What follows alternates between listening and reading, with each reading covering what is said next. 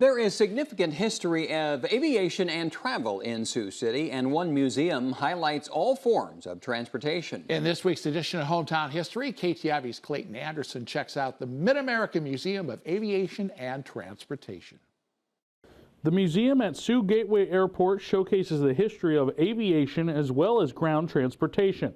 Executive Director Larry Finley says the museum was started by members of the 185th in 1990. Sioux City has a significant aviation history.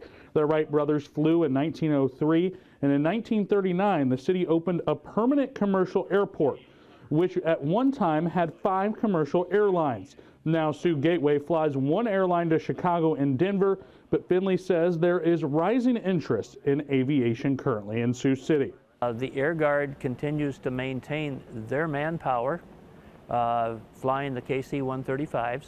Air refuelers. Hopefully we will see some newer aircraft here in a few years. We'll see new runway.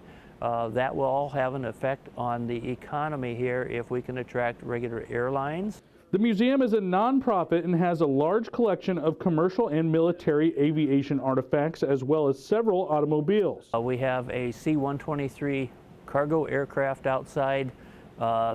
The aircraft inside here, we've got a UH-1 helicopter that actually was served in Vietnam with the U.S. Army and then was brought back to the United States.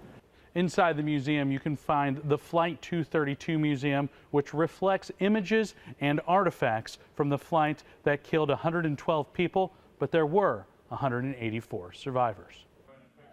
The exhibit showcases artifacts and stories of the survivors, a heroic effort made by first responders who were prepared to attack the situation due to training they had done previously. The exhibit also showcases what happened to the plane that day. What happened was that there was apparently a minute fracture in the titanium disc. During that flight, a section of one of these fins broke off and it just started basically catapulting the catastrophe of tearing up this engine blade. Sections broke off here, sections broke off here. Finley says the Flight 232 exhibit is what he is most proud of the whole museum, and thinks it is important to keep the heroic story alive. That'll do it from the Mid-America Museum of Aviation and Transportation right here in Sioux City. From Sioux City, Iowa, Clayton Anderson, KTIV News 4.